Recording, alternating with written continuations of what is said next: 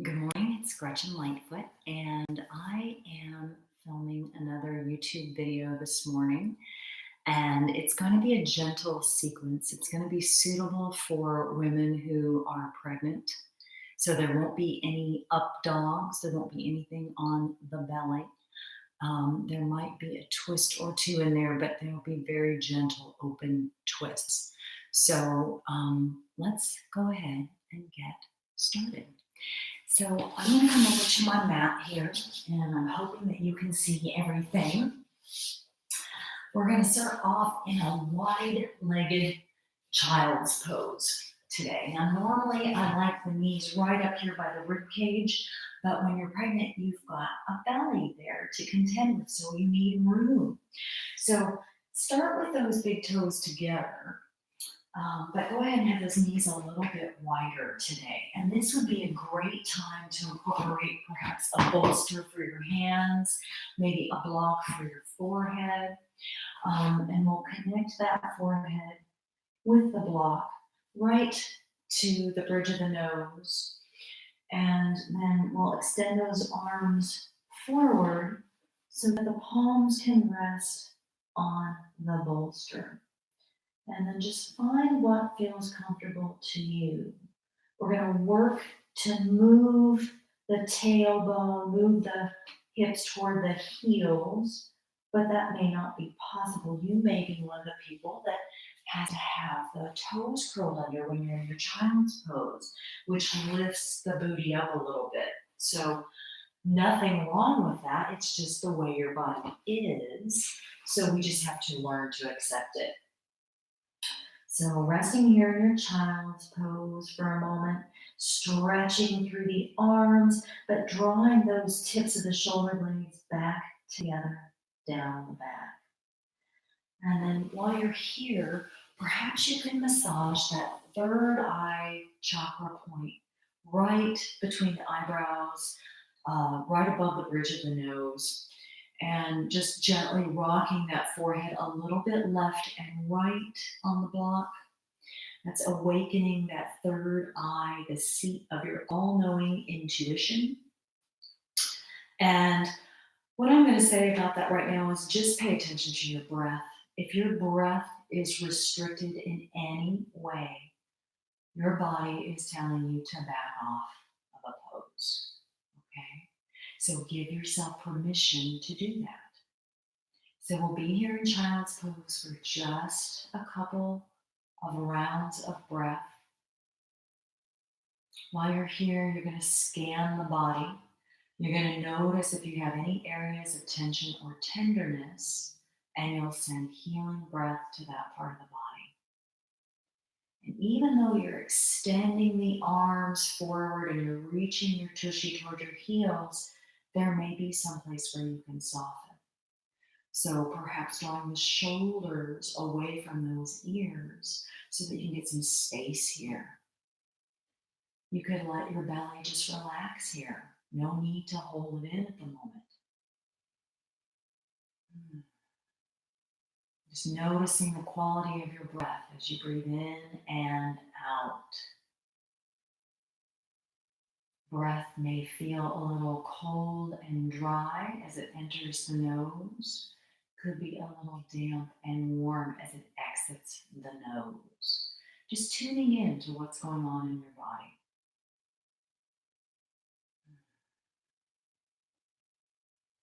And so we'll begin to lift up out of that child's pose now. So sliding the hands down, palms flat, pop up.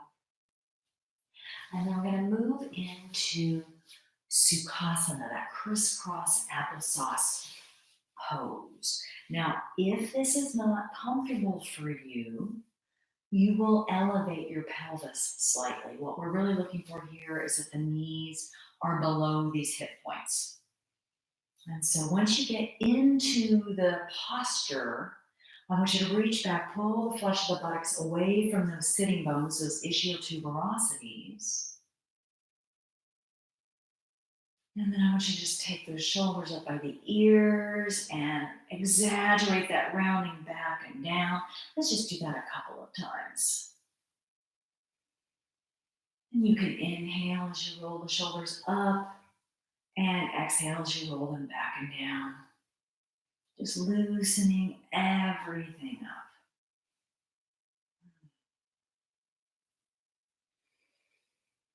And then sliding the shoulders away from the ears again, sitting up nice and tall, making sure the head, the heart, the hips are stacked over one another. We're going to take our arms in front of us. We're going to not necessarily interlace the fingers, although you could. We're going to hook the thumbs today. And then gradually on your inhalation, you're going to lift those arms up over the head. Now, maybe you can't get your arms to reach up over your head and have those arms kind of hug the ears. If not, you just take the arms a little bit forward. So you're gently pulling the thumbs away from one another, broadening across that back. I'm going to take my arms up. Just make sure that if you do take them up, that the shoulders aren't way up here. Slide them away from the ears. And then exhale, lower the arms down. See if you can hook those thumbs the opposite way now. And then once you've got the thumbs hooked, go ahead and extend those arms up wherever feels best to you. Inhaling as you come up and then staying here for a moment. Again, just checking with the head stacked over the heart is over the hips, the shoulders are out of the ears. Breathing the whole time. We always, always, always breathe in yoga. We don't hold our breath.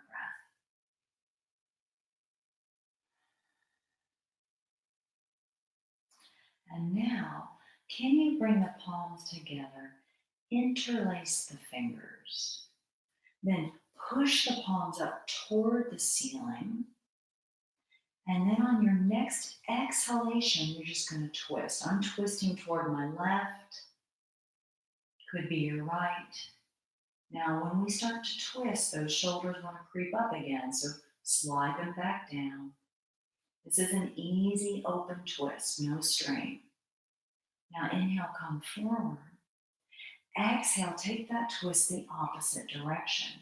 One direction is usually a little bit harder for all of us to twist in than the other.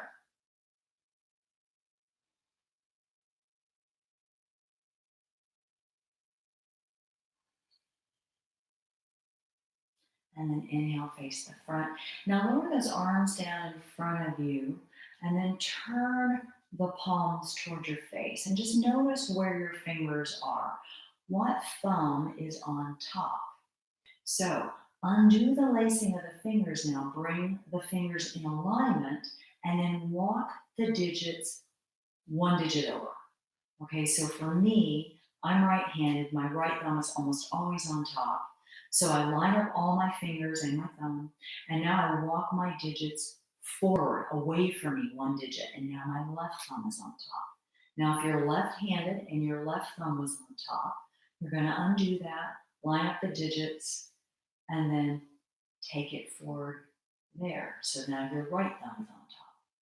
I know it's a little confusing, but it's good to even ourselves out. So once again, my left thumb is now on top. I'm going to push those palms away. I'm going to reach those arms up. So I'm extending long, even though I'm rooted in my sit bones, my ischiotubers. Now I'm going to exhale and gently twist to my right. Could be your left. Just breathing here. If it's difficult to breathe in the twist, you just gently come forward a little bit more. So always backing off. And then we'll inhale, face the front again. And then exhale, twist over to the left. Just checking that the shoulders aren't jamming the ears. The belly button is zippered up. The tailbone is reaching down toward the earth. And then inhale, face the front. Go ahead and float those arms down beside you. I'm going to move my bolster out of the way here.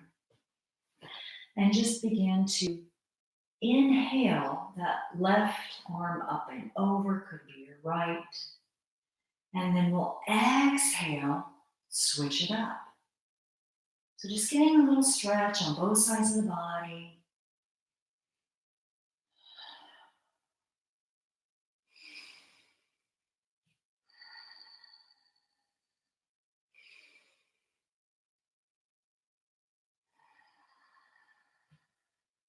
This side body does not get much attention. And so I like to say that we're clearing out the cobwebs when we do this.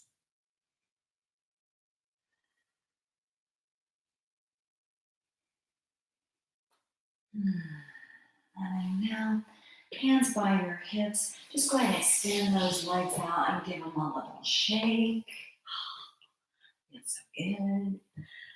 All right, so we're going to go ahead now and we're going to move into Baddha Konasana. So Baddha Konasana is reaching down, pulling on the tendons behind the pits of the knees and drawing those soles of the feet together.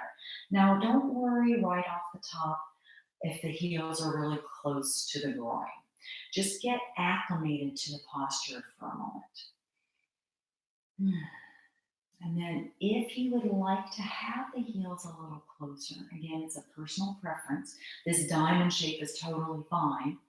You could bring your hands behind you slightly and then pick up the pelvis, lifting and shifting.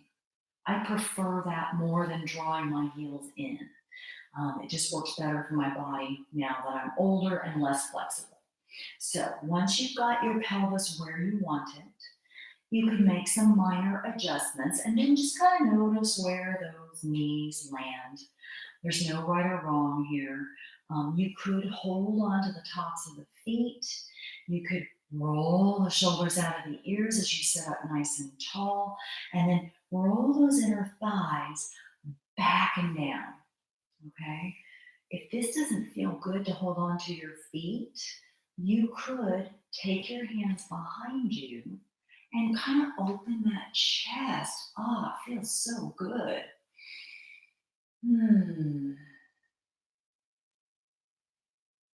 So a little tiny back bend.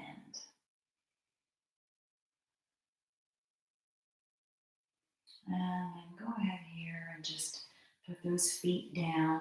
I'm going to scoot back a little bit on my mat here because I want to make sure that when I move into this next pose that my heels are padded. My heels are very bony and they don't like hard surfaces. So I'm going to go ahead and take one leg out. And I'm going to scoot back a little bit more again. I'm going to take the other leg out. And so this is like a big wide V. And you try to connect the whole back side of your leg to the mat if you can. You try to push into that big toe joint, spread through the toes, and then draw the pinky toe up through the outer side of the leg. All right? You can sit right here perfectly fine to do that. Now, I personally like to take blocks here and put one here. It reminds me to extend my spine and not go too far. I ripped my right hamstring 2 years ago and it's never been the same. It probably never will be. So I don't have the extension that I used to have. I also like to take a second block. I like to put it right in front of me, kind of on that tall level. And I hold on to that block here and then I gently start to extend forward. I'm keeping my sitting bones connected to the mat.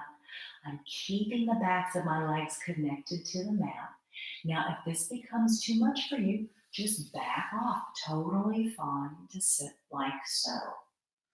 If you are super flexy and you want to come forward, just come forward enough so that you feel a little more tension on the backs of the legs. You don't need to be a hero. You don't need to take your forehead to the floor. In fact, I sort of like to just hold on to my block and rest my forehead on the block,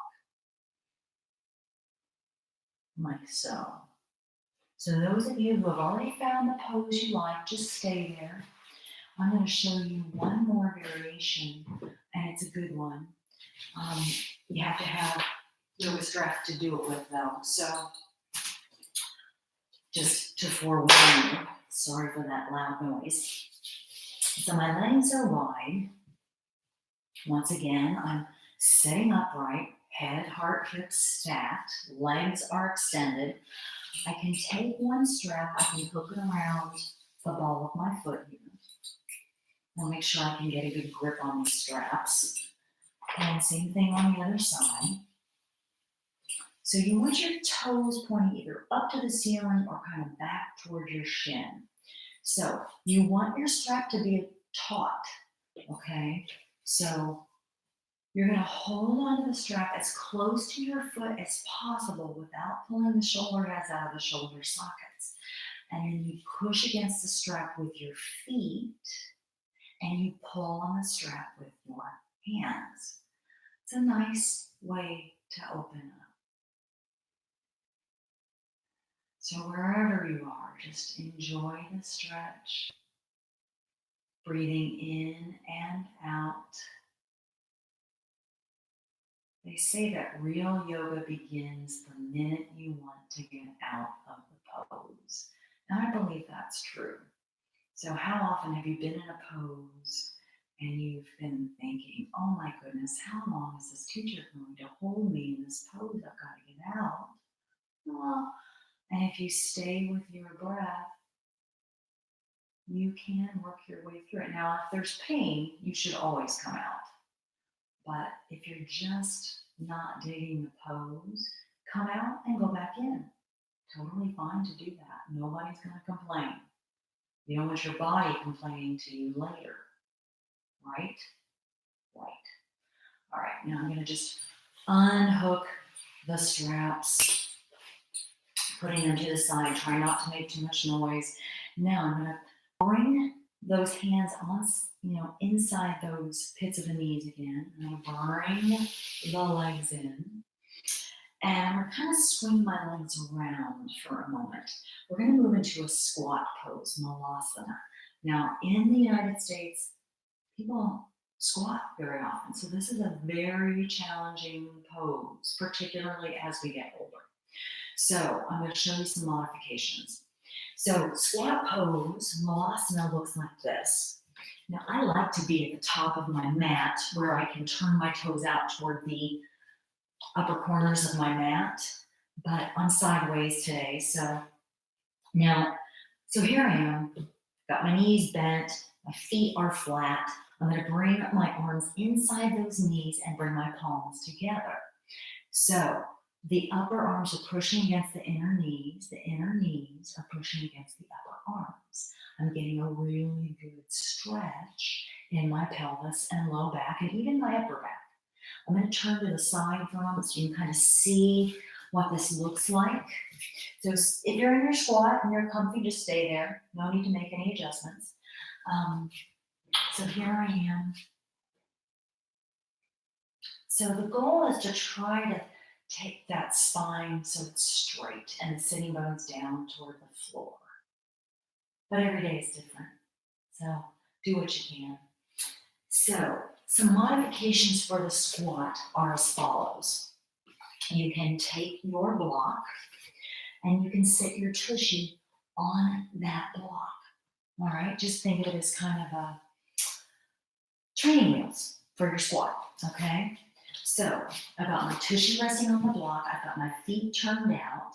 I'm going to bring my arms inside those knees again. I'm going to push against the inner knees, and the inner knees are going to push against the upper arms. So I get the benefits of this posture without worrying about getting my feet down to the floor. It just feels a little safer, a little easier. So certainly give it a try if you like that. If you don't have blankets or bolsters, you could always roll up the back edge of your mat. And again, if this is starting to bother you, come out of the pose, come back in, go out, come back in. So notice how it's kind of rolled here. I'm going to put my heels on this mat and move into my squat again. So now my feet aren't flat, but they're supported. And it gives me a lot more ease. Sukha in this posture. Sweet. So when you get into this malasana, the squatting pose, it's helpful to find something across the room from you that's not moving, a focal point, horizon level or higher, and just softly gaze at it. That's your drishti. One more variation here. So I love the wall in my yoga practice. It's one of my favorite ways to practice.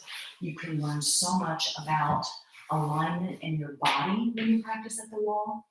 So you could come to the wall and rest your back against it as you work your way into your malasana. And then you've got something to kind of catch you if you fall out of it. Okay? So lots of different ways to take this pose. Helps you actually sit up upright better. So I'm going to come out of this pose now. And we're going to start to flow a little bit. And so I'm going to try to move my mat or the screen so that you can see me in full. I don't have a big space here. I apologize. So, howdy. It's difficult to get a full view of me from head to toe. All right, I think that might work. We'll see. All right, so we are going to move into Uttanasana from our squat. So just imagine that we were in our squat, and we're going to put the hands down on the mat or the floor, and we're just going to start to lift that bum up as we straighten the legs. And then we're going to bring those feet in toward one another. All right. And if you've got tight hamstrings, have a little bend to your knees. It's totally fine. And then maybe you grab your elbows. I'm not sure how much space you're going to have here between your belly and your thighs if you're pregnant. So you find your way and just let the weight of the elbows kind of let you hang there like a rag doll. You could nod your head yes. You could gently shake your head no. You could recross the elbows the opposite way. And then begin to circle those elbows from the outer edge of one foot all the way over to the outer edge of the other foot. So just creating this little arc. Think of a pendulum, only we're taking it more of a circle rather than an arc. I liken it to an elephant swaying its trunk.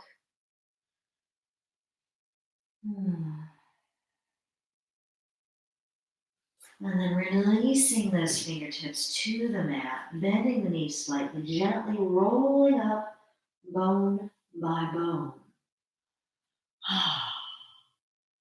And then once we get here, go ahead and roll those shoulders again. It just feels good to be able to do that. And then we're going to find our mountain pose, our Tadasana. So again, classic Tadasana is big toes together, heels a sliver apart. That doesn't really work well for me anymore with my bunions and all my little issues. So I like to take my feet a little bit wider. And I lift up my toes, I spread through my toes.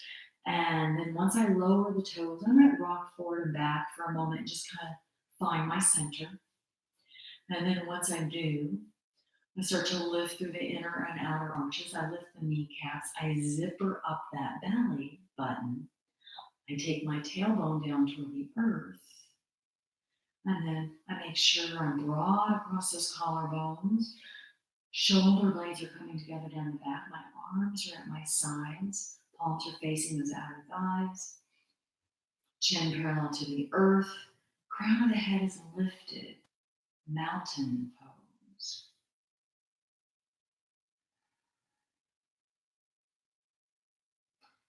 Now, when we're pregnant, our balance is a little off because we're carrying weight in a part of our body that we're not normally accustomed to carrying weight.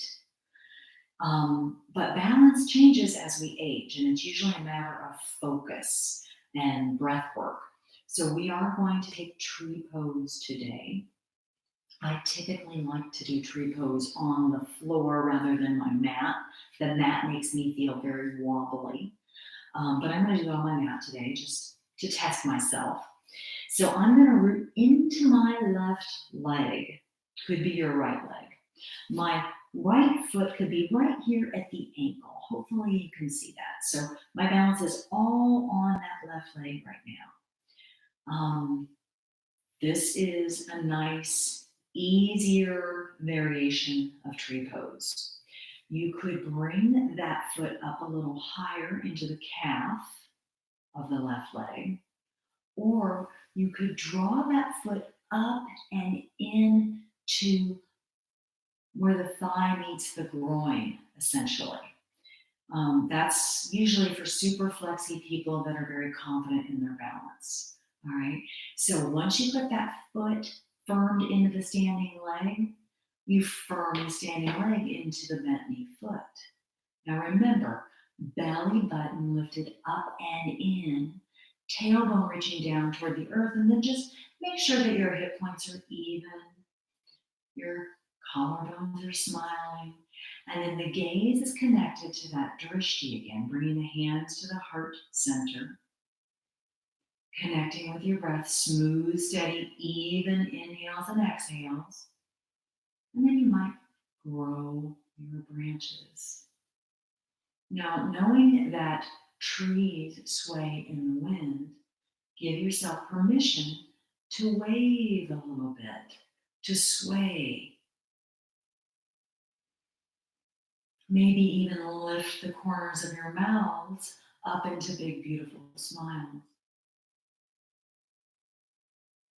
And then exhaling, the hands lower back down to the heart. Take an inhale, and then exhale, lower down. Now, my balance is usually better on my left leg than it is on my right leg. That's kind of the way it is for all of us. So I'm going to see if I can do the same posture on this side. So once again, I'm rooting down to my right leg, so I feel supported by the earth. My left foot could come here at my ankle, it could come here at the calf, it could come way up high where the thigh and the pelvis meet. Just don't put your foot on your knee. Now, yoga pants have a little something to do with this as well. So if you've got slippery pants on, your foot is going to be more apt to slip. So it's even more important to firm the standing leg into the bent knee foot, the bent knee foot into the standing leg. And then you could skip the hands of the heart if you want and go straight to your tree. Breathing, connecting with that drishti, hip points pointing forward. And then exhale, hands to the heart, and then mindfully lowering the leg down. Excellent. If you wanted to try tree at the wall, which sometimes we need to do, make sure that your standing leg, the one that's going to stay straight, is the one that's closest to the wall. And same thing, you just make your way into your tree, and you can just do one arm. If you feel confident once you get there, because you know the wall is going to catch you, go ahead and lift the other arm. Okay? Now, sometimes we can do it the other way, but it's a different kind of an opening, and it's a little complicated, but you'd be standing by the wall. You'd find your foot placement on the knee that's closest to the wall, and then you just connect that knee lightly to the wall, and then grow your branches. Make sure the toes are pointing forward. They're not pointing out to the right or out to the left. And then hands to the heart, and then lower down. A chair will work as well. So you can rest your hand on the back of a chair and move through your tree. All right, so let's go ahead here and take chair pose. So Utkatasana. So you're going to stand at the top of your mat, feet hips distance apart or classic Tadasana. And you're going to inhale, circle the arms up, but sink that booty, Utkatasana, chair pose. Now, Remember, I've said this in a couple of past videos, that if you don't want to have that big sway in your back there, draw the sitting bones toward the pits of your knees. Weight is in the heels. You don't have to do this, but if you wanted to check if the weight was in your heels, you could lift your toes slightly. Gazing straight ahead. And then exhale, fold forward. Now, bend your knees. Fingertips connect with the floor. Step back with that right foot. And you may need to take that right foot over to the right just a little. Make sure the left knee is stacked over the left ankle. And then bringing the right knee down to the mat. Inhale. Nice low crescent lunge. Again, the head, the heart, the hips stacked over one another. And then exhale. Bring the hands down toward the mat. Left knee comes back to meet the right one. Right knee comes forward. We stack it over the ankle. And then we're going to inhale into that nice low crescent lunge. And then hands come down by that right foot. Push into the ball of that left foot and just feel that yummy stretch for a moment. Lining up those hands with that heel in the front so that the spine is nice and long. Gaze is forward. And then we're going to take one big step forward. Uttanasana to Utkatasana. And then straighten the legs up. Circle the arms down and around, back to the heart. All right, let's take chair pose again. Inhaling, arms circle up, but sink the booty, Utkatasana. Exhale, fold forward, Uttanasana. Now taking the left leg back, you're in your low lunge, connecting the ball of that left foot to the mat, feeling supported in that right sole of the foot, and then maybe just take the hands to that right thigh, push the belly up a little, and then reach the arms, high crescent lunge. Now, if you have difficulty straightening that back leg, you could bend the knee a little and then extend through the heel, and bend the knee a little and extend through the heel. But taking care to move through this slowly, you can always stay here or here. All right, let's go ahead now, bringing that knee to the floor, bringing the right knee back to meet the left one, and then stepping that left foot forward, reaching through the ball of that right foot, making any adjustments you need. And then hands could maybe come to that left thigh now, reaching up with the arms, and then perhaps bending and extending and bending and extending, bending and extending. Yes, my knee sounds like it has gravel in it. And then exhale, hands down to the mat, and then one big step forward. And then let's inhale, circle the arms up, and exhale, thumbs to sternum. So come to the top of your mat, and let's make our way to mountain pose, Tadasana. We haven't done downward facing dog yet, so we've got to do that, right? So hands at the heart center, you're in your mountain pose. We're going to inhale, circle the arms up. Exhale, bow forward. Inhale, come up halfway. Now, exhale, bend the knees, fingertips come to the floor. Step back with that right foot. Now the palms might come flat. Step back with the left foot. Hold your plank for a moment. So rolling the shoulders out of the ears, zippering up that belly, reaching that tailbone down toward the heels, or back toward the heels rather. Gaze is at the front edge of your mat, a few inches beyond. Neck is long. Now, push the floor away, lift the hips up and back. You're in your downward facing dog. So it's kind of like an inverted V. Now, if you have any tightness in your legs, you simply take your legs a little wider, line up the outer edges of the feet with the outer edges of the mat. You can turn your hands out if the shoulders are tight.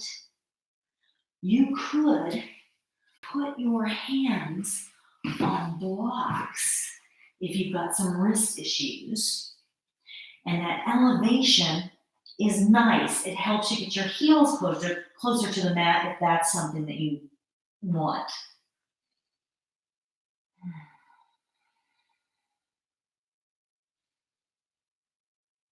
I'm going to move these blocks out of my way, put them to the side, come back to my downward facing dog. And now I'm going to inhale, lift my right leg up about halfway. And I'm going to bend that knee underneath me, and I'm going to step that right foot forward. All right. We've already done a high crescent lunge, so I'm going to go right into Virabhadrasana 1. So I'm going to seal that left foot down. I'm going to root into that bottom leg and lift the arms up. So my chest is facing over my right knee. I'm going to reach my left arm forward just to feel a little tiny twist as I reach strongly through the outer edge of my left foot. And then the hand comes up. Now my hands are going to come to my heart center. I'm going to scooch my right foot over to the left just an inch or so. And then I'm going to turn my chest and open my arms. Shoulders stacked over hips. Bum firmed underneath me, lined up with, just nearly lost my balance there. Bum firmed up with my knee and arms extended. Breathe.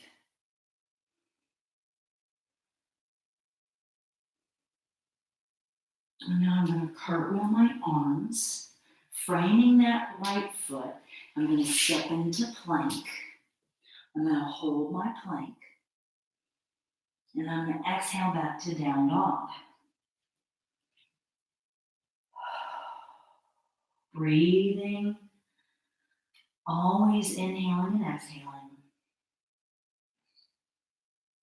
Now left leg lifts on the inhalation.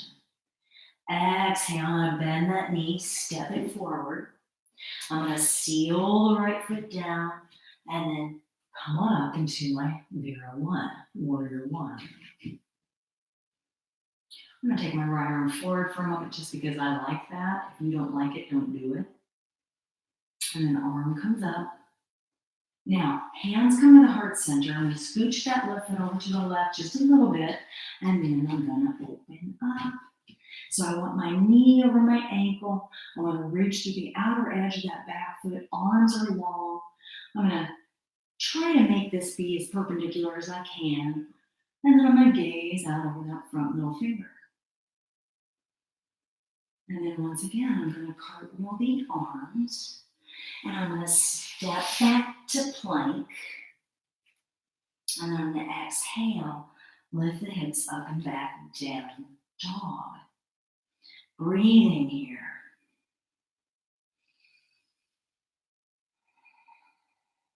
And again, right leg lifts on the inhalation. The exhale sends that right foot forward. So now my knee is a little bit bent. I'm going to seal the left foot down. And then I'm going to grab my block. I'm going to put it outside that right ankle bone. Okay, I'm going to reach into the outer edge of my left foot as I straighten my right arm. I'm going to take that left arm up, and then I'm going to straighten my right leg. And I'm in triangle. So I'm pushing into the ball of my big toe on my right side, and I'm reaching through the outer edge of my left foot. Now this hand's going to come to the hip. I'm going to bend that right knee. I'm going to keep my arm here, and I'm going to have my elbow and knee kind of support each other as I keep my chest turned toward this wall behind me. And then here I am, extended side angle. I can take that arm over my ear. Keep reaching through the outer edge of your left foot. And then hand to the hip, turn to look down at my foot, left hand connects with the floor. I'm on the ball of my left foot. I move the block out of the way. I step back to plank. I exhale back to down dog.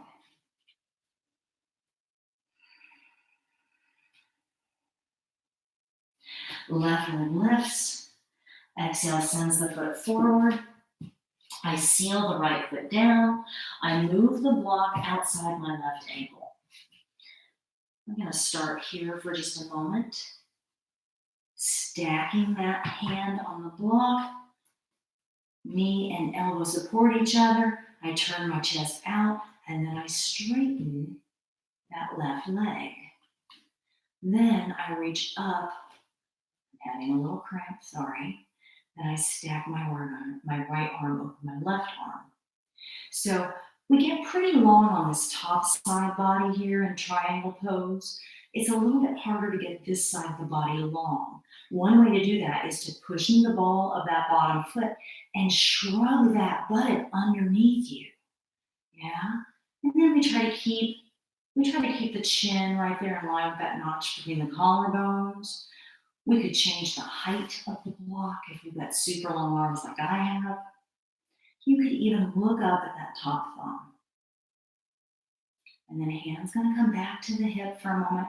You're gonna bend that left knee, reorient the block. I've got it on the tall setting so that the elbow and the knee, the shin and the forearm support each other. And then I open my chest again. I reach that arm over my ear for extended side angle. Now don't get lazy with that bottom arm and just put all your weight in it. Really resist that. So it's almost like you're twisting that belly up to the sky. I like to tell my students that I'm flinging my left low belly over my right shoulder. Ooh. And then I think of that old song, Do Your Ears Hang Low? I don't know why. And then taking that arm down to the floor again, moving the block out of the way, flattening the palms, stepping into your plank, and then exhaling back to down dog.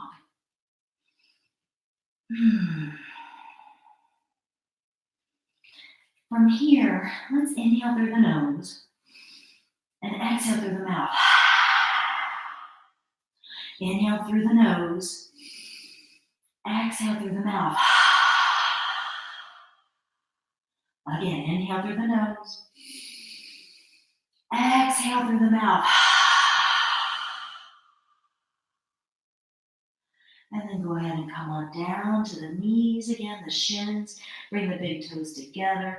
Have those knees be a little bit wider than I usually have you do that. And then come to your child's pose. Now, again, you might want to have a block here. This time, bring your hands behind you. Make fists with the hands and circle those wrists. Both directions.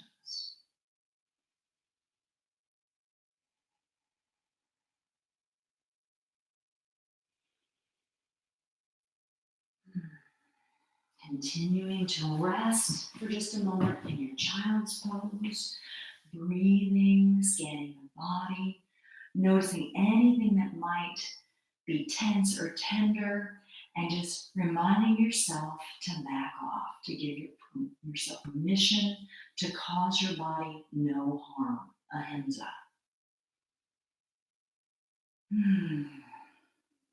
All right, once we feel like we've rested for a moment, you're going to come to this kind of tabletop position, stacking the shoulders over the wrists, the hips over the knees, shoulder distance apart with the hands, hip distance apart with the knees. We're going to drop the belly slightly. I'm going to roll the shoulders out of the ears, lift the chin, and then exhale, round that spine. And again, dropping the belly, flowing through your cow pose, exhaling, flowing through the cat pose. And just modify here. So pregnant ladies maybe don't need to drop that belly quite so much. It might feel better to round that spine. One more inhalation. One more exhalation. And then facing forward here, we're going to go ahead and come back to downward facing dog for one last time. So walk the hands forward, just a hand print, curl the toes under, lift the hips up and back. Now, go ahead and take that left foot forward so you can decide if you want to inhale and then exhale, swinging it with momentum, or you could stutter step it, you could bring it forward. But what we're doing now is we're moving the toes toward the screen, toward me. And I want to make sure that the toes are pointing forward. The outer edges of the feet are lined up with the outer edges of the mat. You've got your hands down here on the floor if you can reach the floor. You may not be able to, so I'm going to show you what you do if you can't. A block or two. So the sensation that you could be feeling in your legs here is that you're sort of pulling your heels apart, but drawing your inner thighs together. And then for this pose, which is Prasarita Padottanasana, you are going to perhaps walk the hands back. If you've got a lot of flexibility in your body, you're going to line up the heels of your hands with the heels of your feet. So my palms are flat, my fingers are spread evenly. I'm going to draw the crown of my head toward the mat. And I'm going to stack those elbows over my wrists, and I'm going to kind of hug those upper arms together as I draw the crown of my head toward the floor. This may not work for you. Okay, I've got long arms. So you could try just to reach your hands in between your legs and flatten the palms on the floor. Again, may not work. So I'm going to show you what this looks like from the side so that you can see what I'm getting at here. So first variation, heels of the hands line up the heels of the feet.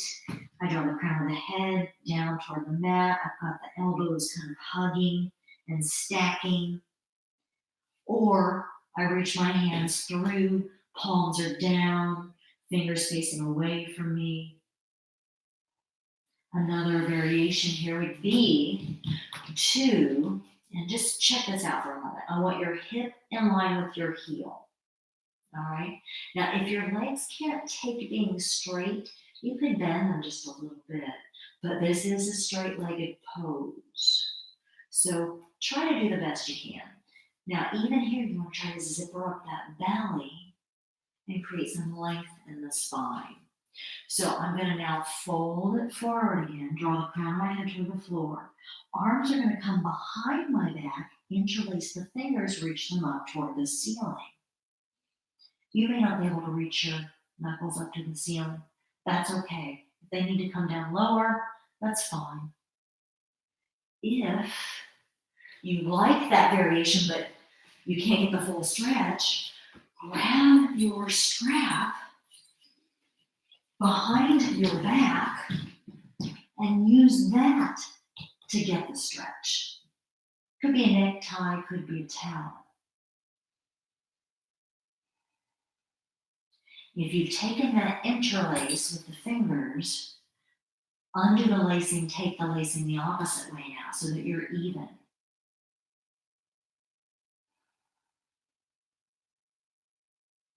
The tendency here is to either rock back or to rock forward in the foot. The weight is a little forward, I'm not going to lie, but you don't want to go too far forward. Another variation would be to place one hand on the mat right underneath your face. The other hand could come here to the low back. And then you could use that hand pushing into the floor to gently twist. So you're working to start to stack the shoulders a bit, but keep the legs straight, the belly button zippered up, and then reach up with that top arm. That top arm could also come around the low back and reach around to the opposite thigh, the opposite hip.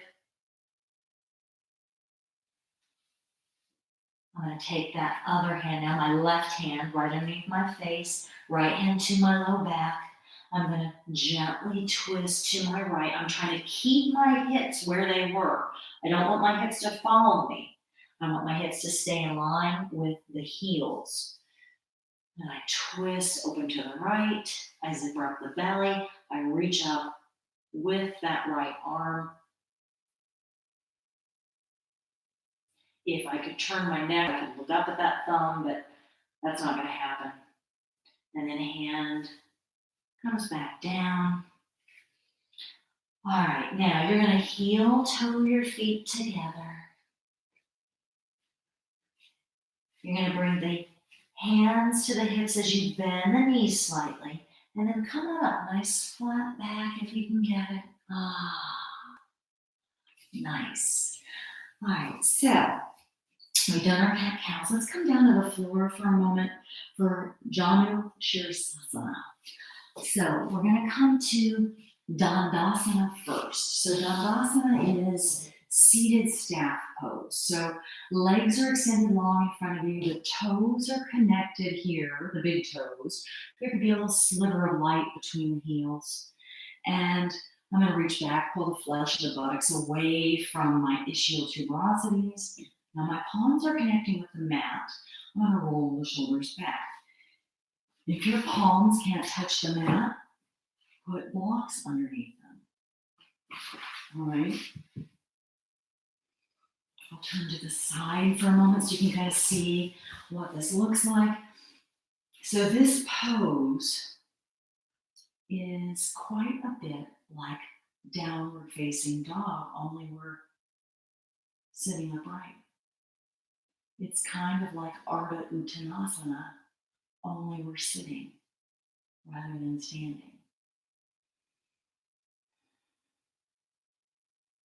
You'll see the same shapes repeated over and over in yoga, but the body is in a different place in space. I just rhymed. All right, so I'm going to face you again here. You might want to keep a strap handy or a blanket handy or a block handy here for this one. So we're going to be back in our Dandasana. And then you're going to just reach down, grab the tendons behind that right knee or your left knee, whatever, and then sliding that foot in a little bit more, supporting the knee, the ankle. Now, rolling that knee out to the side. So now my sole of my right foot is connecting with my thigh. I'm going to slide it in a little bit more, kind of like when we were in tree. Except now we're seated, yeah. And see, my knee doesn't really touch that mat anymore. And don't push on your knee. I just did a bad thing. So the knee is a very delicate joint and we want to protect it. So if your knee doesn't reach the floor easily, you take your blanket, you slide it underneath that knee. A block will also work, but the blanket will be a little bit softer. And then again, just make sure that your sitting bones are rooted into the mat. This left leg that's extended is active. It's not lazy. Okay? You're reaching through the heel. Toes are drawing back toward the shins. You're sitting upright. Then I'm going to take my hands to either side of the knee for a moment. I'm just going to play with rolling my belly button to line it up with that meaty part of my thigh. So this is a little bit of a twist. Now, this is designed to be a practice that's gentle, accessible to pretty much everyone, but it's also a pregnancy practice. So normally in this pose, we reach and we extend and we try to connect our belly to the thigh, our forehead to the shin, that kind of thing. Not necessary today. And in fact, I don't recommend it at all these days since I tore my hamstrings. So I'm going to take my arms up. I'm going to start to turn my belly toward that meaty part of the thighs. And then I'm going to start to extend, extend, extend, extend. Now I might grab my foot here. And once my hands are on the foot, I might lift up again. And then I might extend a little bit more. But try to turn the belly toward the meaty part of the thigh. That's the trick. So another way you can do this is you can take that strap, you can reach it over your head, you can turn the belly button toward the meaty part of the thigh, and then begin to extend, extend, extend, extend. Lasso the foot, come up for a moment, and then exhale, extend and twist, extend and twist, extend and twist. So find the position that feels good, but there could be a little bit of tension. Don't force anything. Forcing is not good. So I'm going to try to keep my elbows lifted, my shoulders out of my ears. I'm going to keep twisting my belly button in the direction of my thigh. I'm going to keep trying to extend long. And I'm going to inhale, come up, move the strap, move the blanket, support the knee, the ankle, take the leg back out. Now, before I go to the other side, I'm just going to give my legs a little wiggle because it feels good. All right, I'm going to do this next one on the side view. So I'm going to turn this way. My legs are long. I'm sitting in my seated staff, my Dandasana posture. And now I'm going to reach down, grabbing hold of the tendons on the back of my left knee, sliding that foot in, and then maybe sliding it in a little bit more, just giving it a little subtle nudge, a little encouragement. And then I'm going to support that knee, that ankle, as I turn my knee out and I begin to connect the sole of that left foot with my right thigh. Now, we're different on every side, every day. There may be some tendencies, but some days are harder than others, some days are easier. All right, so once you put the foot where it's going to be, you're going to reorient the tushy a little bit here so that you feel those sitting bones connecting to the mat. They may have shifted a little. Then find that blanket or that block, slide it underneath the left knee, and then get your strap, have it handy, and then inhale the arms up, gently turn the belly toward the meaty part of the thigh, and begin to extend, extend, extend, extend. Maybe the hands can reach the foot, maybe they can't. If they can't, you can extend your own arms by using the strap. So gently twisting, extending, twisting, extending, twisting, extending, lassoing the foot, finding the grip on the strap that feels like it's a bit of a stretch, but not too much of a stretch, kind of that easy middle pathway, just right for Goldilocks.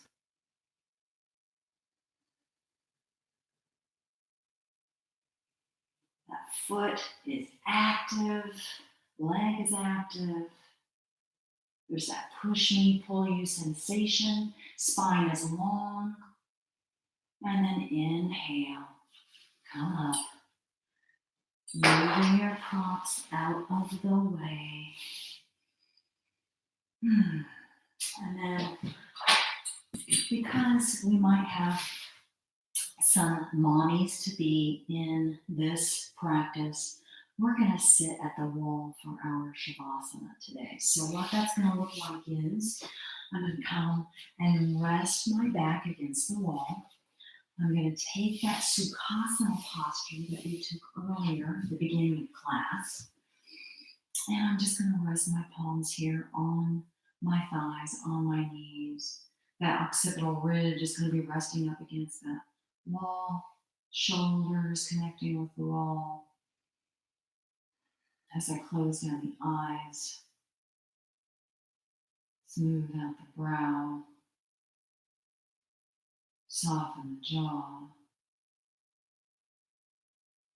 and focus on my breath.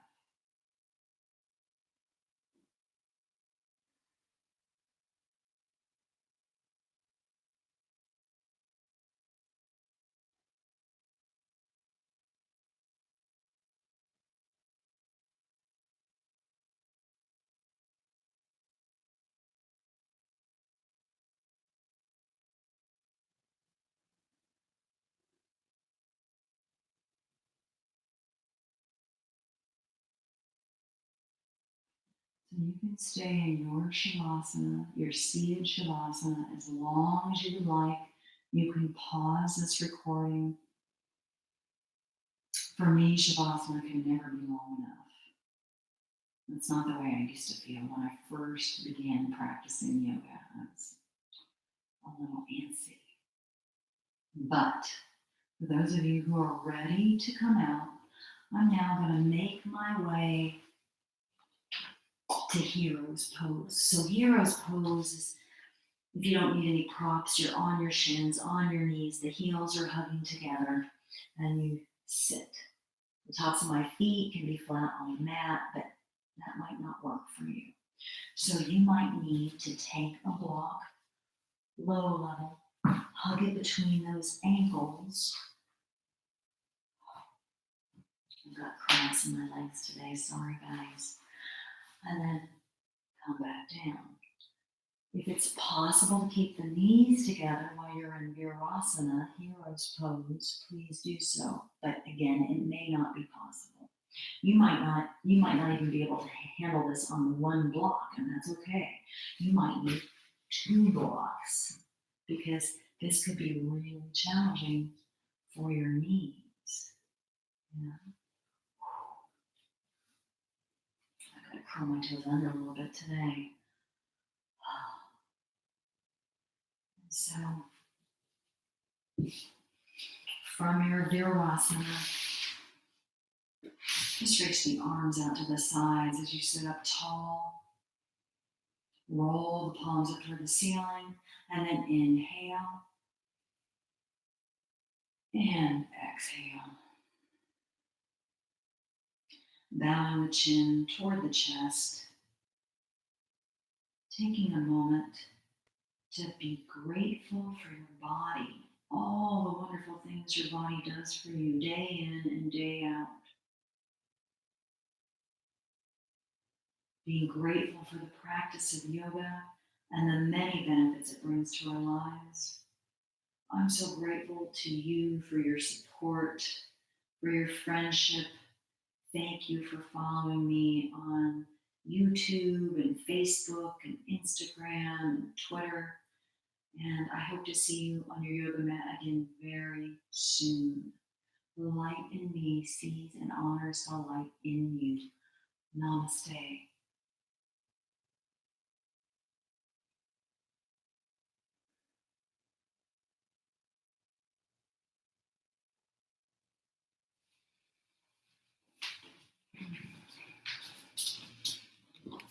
Happy Tuesday. Bye.